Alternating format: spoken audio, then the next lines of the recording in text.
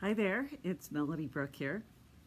And today I want to talk a little bit about the effect that the media and sex education has on children and teens in developing their sexuality.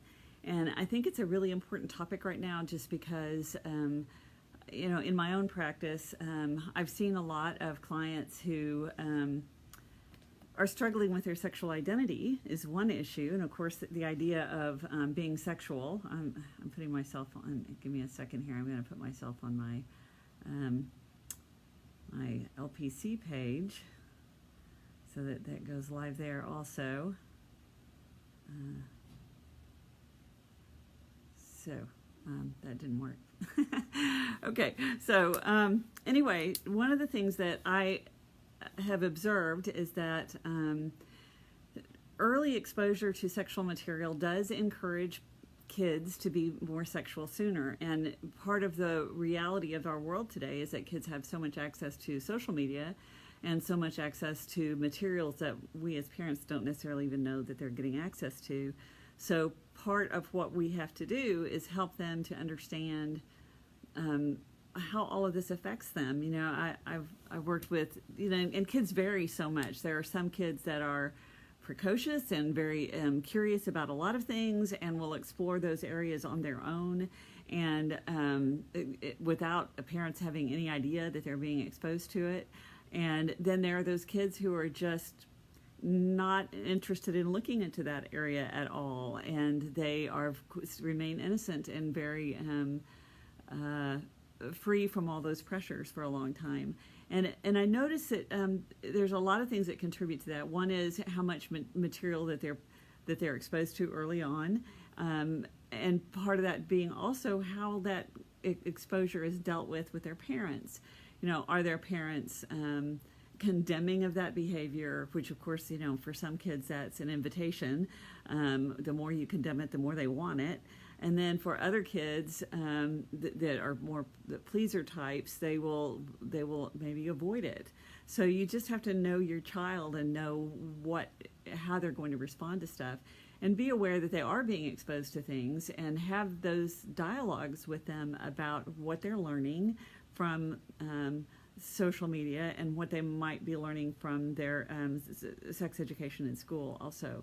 And if you have questions or thoughts as I'm talking about that, please add them here. I'd love to hear what your thoughts are and what your questions might be. Again, I'm going to try one more time to add this to my LPC page.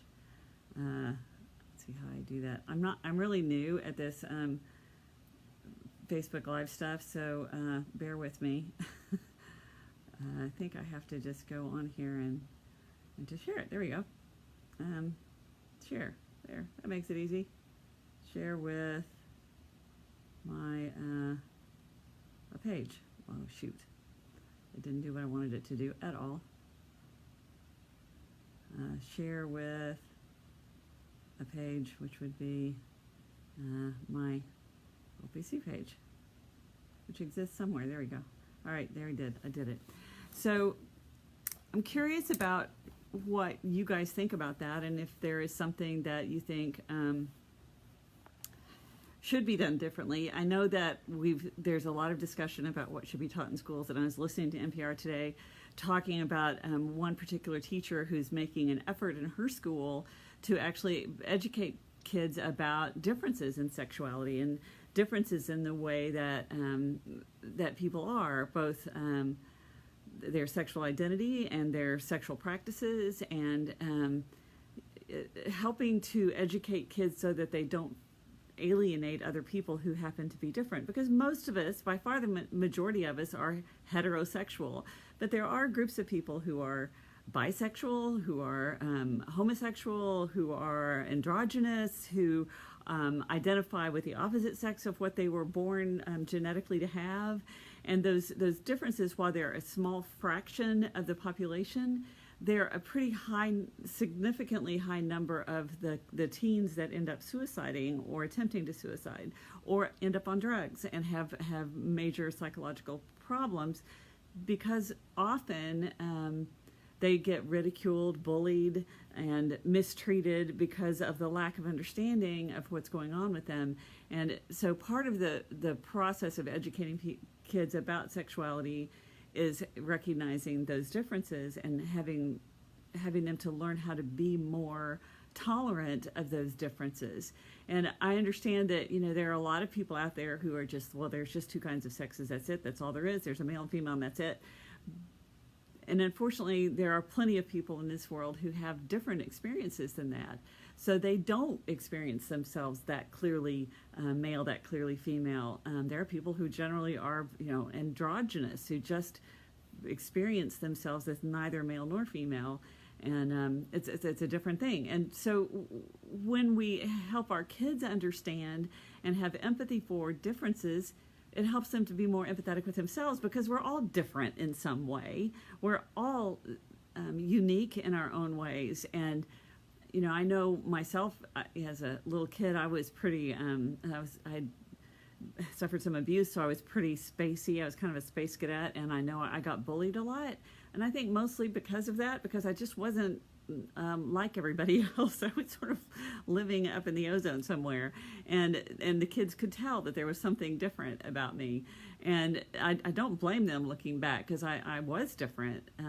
But at the same time, how helpful is it if we can begin to educate kids about the differences and be more accepting of differences, and also to not feel like we have to define who we are at a particular age. And part of the difficulty with that is that between the ages of 3 and 6 typically is when we do identify with a particular gender, and that means we're more we see ourselves more connected to our father. We see ourselves more connected to our mother in terms of our gender identity.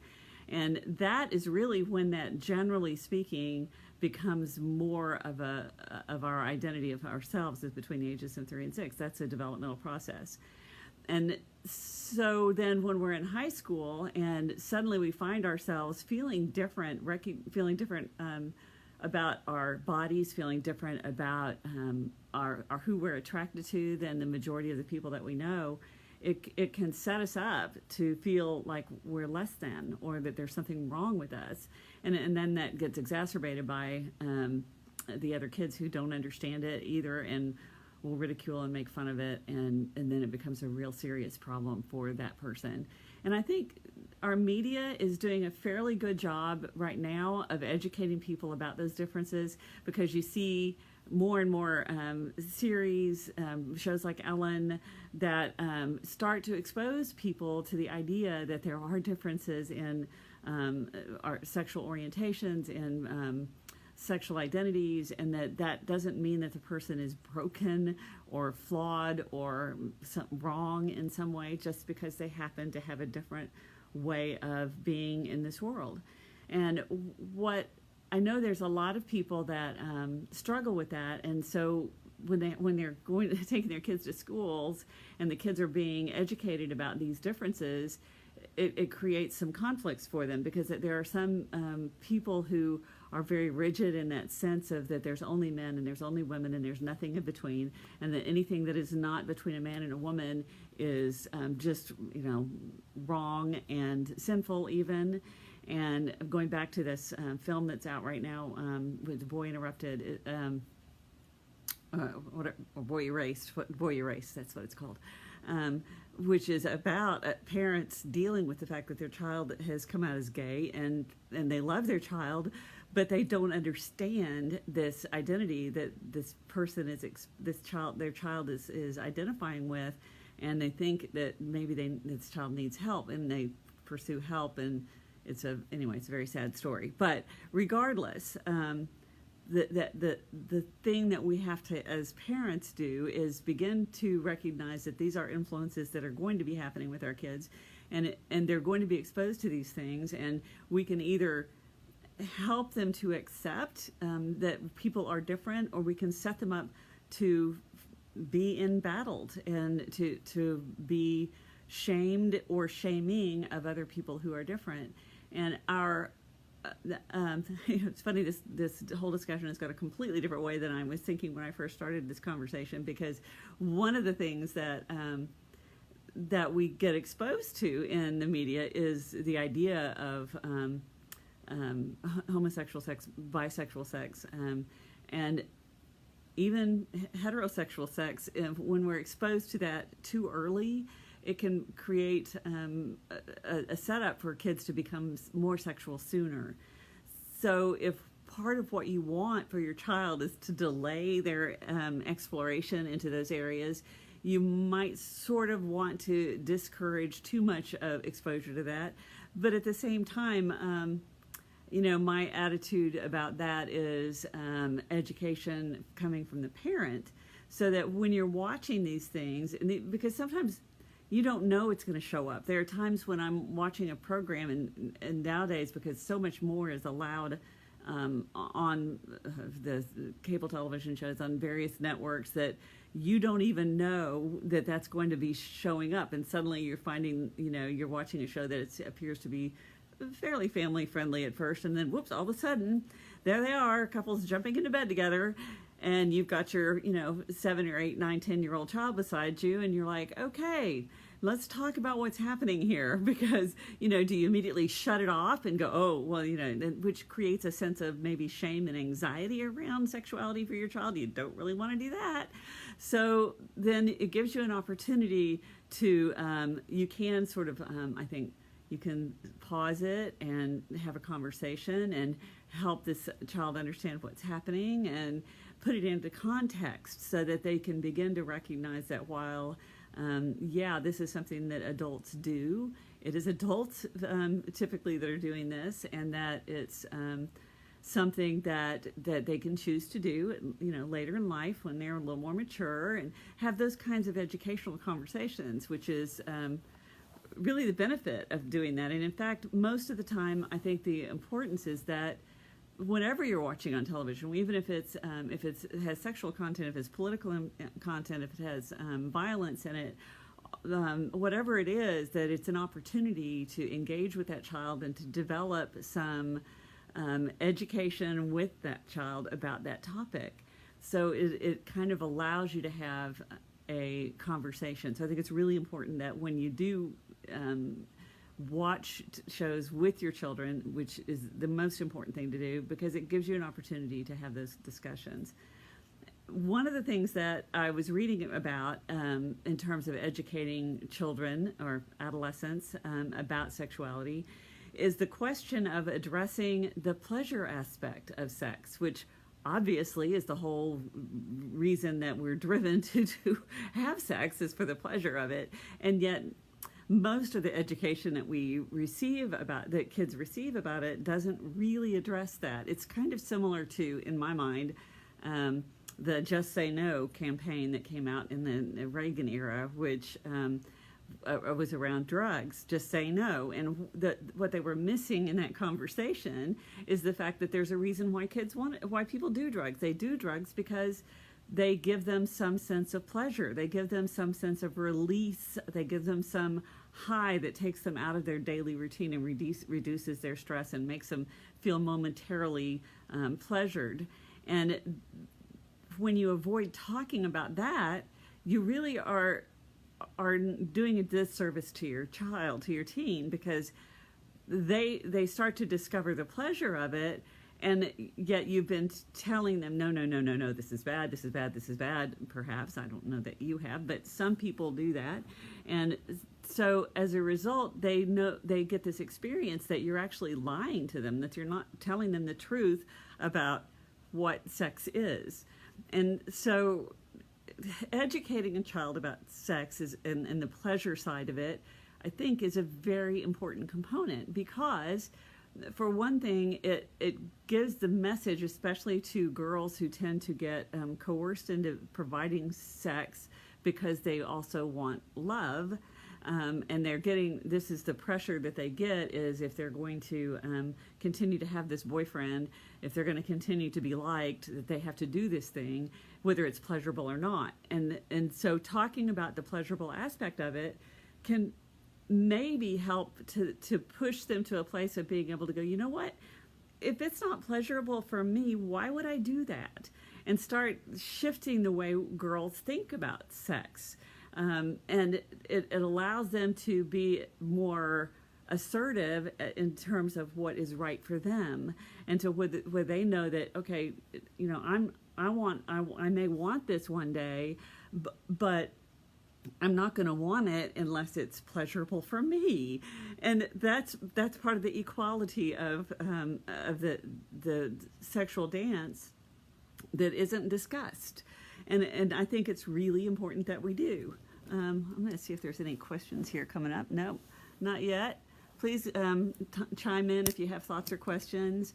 Really be interested in knowing what other people are thinking and questioning about this topic. But so I think that helping kids to understand the consequences of their choices means understanding fully what the thing that we're talking about entails. If you're whether you're talking about drugs or you're talking about sex, you have to include talking about the fact that, yes, there are things about it that are that will pull you toward them because those feelings are good, and where our bodies are designed to feel those things, and it's a positive thing. However, those things can have major consequences, just like with drugs. If you can become addicted to sex, you can become pregnant, you can develop sexually transmitted diseases of all kinds, you can experience putting yourself in a situation where you end up losing your choice and get either molested or raped, and that's males or females. But being able to have those conversations with kids, adolescents, I'm specifically talking about, so that they can make different and healthier choices for themselves is key. And I think we're not doing a really full job of that in the media and in the sexual education classes that we provide for kids, because until we can address the full range of what our sexual experience is, then kids are going to be confused about it, and they're going to get misinformation from their peers, and they're not going to be fully educated about what is necessary for them to have a healthy, happy sex life. And so being conscious of exposing your young kids to sexual material is part of what our responsibility as parents are, but also as our kids start to develop into young adults, adolescents between the ages of 12 and 18, in that period of time, part of what happens is that they are looking for the developmental task of adolescents is to find a group of people that they identify with.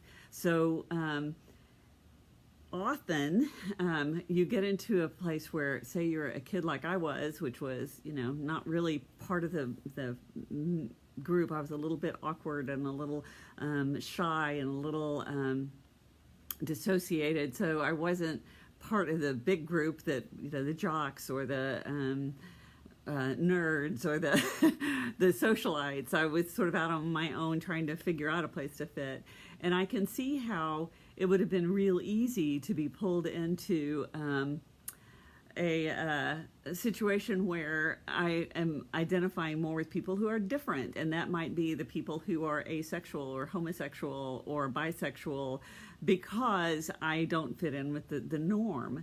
And so I can see how kids can get drawn into that, even if maybe, once they're fully an adult, maybe that was just a range of experiences that they needed to have to really fully identify who they are sexually, and they're exploring that. And that the trick as parents with that is to not freak out when our kids suddenly find themselves exploring bisexuality, homosexuality, and androgyny, whatever their sexual identity might be starting to form to be, but to encourage them to be all of who they are and do our best to help them explore it without condemning nor encouraging them to go in a particular direction. That's a bit of a challenge, but at the same time, it allows your child to feel comfortable in their own skin, which is ideally what you want. You want them to be able to be okay with however they end up being, because if they don't, as I said earlier, the kids who identify as in one of these kind of outlier groups, their risk of suicide and depression and drug abuse goes up because they're pretty unhappy with the way they're treated by their parents, by their peers. And the more we can educate the kids and educate society at large and educate ourselves as parents about those differences, and that the more we can accept that a child, what they're doing during adolescence is trying to figure out who they are, what group of people they belong to, and as they explore that, try to help them explore it rather than shut them down, and give them opportunities to discover who they really are fully. And sometimes we may not necessarily be totally happy about that. But on the other hand, if we've got that open dialogue with them, we can help them through that process. Because in fact, our role as parents for adolescents is, rather than being disciplinarian, although I mean obviously there's going to be some of that, is more to try to be a trusted advisor as they go about discovering the world and themselves and their sexuality, which is part of what happens in adolescence, and giving them permission to explore who they are, at the same time helping them to understand the consequences of those choices, because no matter what they choose, no matter whether they choose to be celibate or they choose to be sexually active or they choose to be homosexual or bisexual, whatever they are, there are consequences to all of those. And so the challenge as a parent is to help them sort of explore those different ways of being, discover what's true for them and what isn't, help them avoid the peer pressure, avoid the pressure to be a particular way, and allow them the ability, the flexibility to discover who they are without us putting undue pressure on them to be one way or another, and to support them and encourage them. And the trick with that is to start early and having an open conversations about difficult subjects. That's not always easy to do, especially if you've been sexually traumatized yourself, for instance, or if you have biases against homosexuality or bisexuality or androgyny. If you have whatever biases, it may become difficult to have those conversations.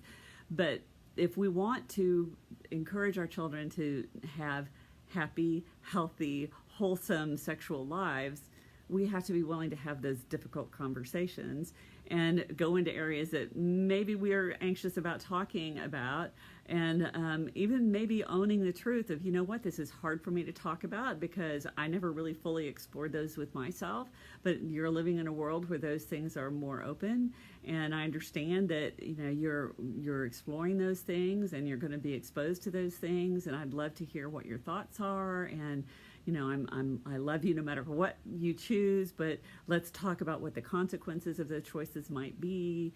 And having those kind of wholesome conversations, open conversations with your child will help them to develop, no matter how their peers treat them, can help them to develop a sense of solid self regardless of how the external world treats them. Because I think those kids who have the tight family bonds are the ones that are less likely to have extreme reactions out in the world.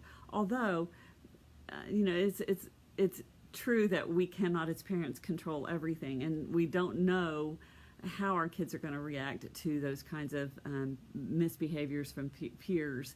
The only thing we can do is have those open conversations and really allow them to explore who they are and know that they are safe and accepted with us, and to talk about the pleasure aspects of sex, to talk about the danger aspects of sex, to talk about what they've learned about it, what other people have told them about sex, to have those kinds of dialogues is a healthy way to help your child go through those things. And in fact, you may find out when you open those conversations, things that you don't want to know, such as maybe the child has been molested before by someone, but they didn't even know what it was, so they didn't have the words to be able to express it to us. So opening those dialogues is vital to not only helping them develop their ongoing sex life, but to establish and find out where they are and what may or may not have happened to them in the past that you might not know about. We think we can protect our children from everything, but the reality is we cannot, because our children aren't always under our watchful eye. They're sometimes in the care of other people at school, with coaches, with babysitters, with scoutmasters, all kinds of situations where the potential is a possibility that things can happen to them. Sometimes it's even neighbors or cousins, people that we think are safe and have no reason to think they wouldn't be. Discuss those things with us is key to them being able to work those things through. But a lot of times with the clients that I've worked with, they haven't talked to their parents about their sexual inclinations. They haven't talked to their parents about sexual experiences that they had as a child, perhaps where they had things that were forced on them or that they were seduced into, and they have tons of shame about. Some things that are seemingly pretty minor can be very dramatically painful to a child, and they are stuck with it and sometimes their whole lives and don't talk to somebody until they come to me 20 or 30 years later. So what I'm really talking about here is being aware that the media gives you opportunities to have those conversations with your kids. So when you see things where they're talking about sexual trauma, where they're talking about sexuality, where they're talking about sexual identities, these are awesome opportunities for you to open up those conversations and provide some sexual education that might be missed at school, and it gives you an opportunity to talk about that sexual pleasure aspect of sex when maybe all they've heard is about the dangers of it, and you don't want to get pregnant, you don't want to get STDs, you don't want to get HIV, all of those things that that kids get exposed to, but they don't hear the whole story and don't fully get the benefit of understanding from your experience. So we have more experience. This is the difference between us and kids. We have some experience, we have some education, we have some life experience that they don't have. And what they need, adolescents need most from us, is that guidance into their adulthood by providing them some of that experience to help them become more whole and well-adjusted adults. So that's kind of it for today. Thanks for joining in. If anybody comes on and has more questions, more thoughts, I would certainly love to hear them. But thanks for tuning in. I'm going to be here every Thursday at 4 o'clock talking about various topics. If you have a topic you'd like for me to talk about, please put it in the comments below, and I will consider adding that to my list of topics. So thanks for joining in today, and I will see you next week. Oh, also don't forget, Mondays at 4, we have the 4 at 4, and that's kind of what got me started doing this, is the 4 at 4. So watch the 4 at 4, 4 o'clock Central Standard Time on Mondays as well. And I will see you then. Thanks for tuning in. Bye.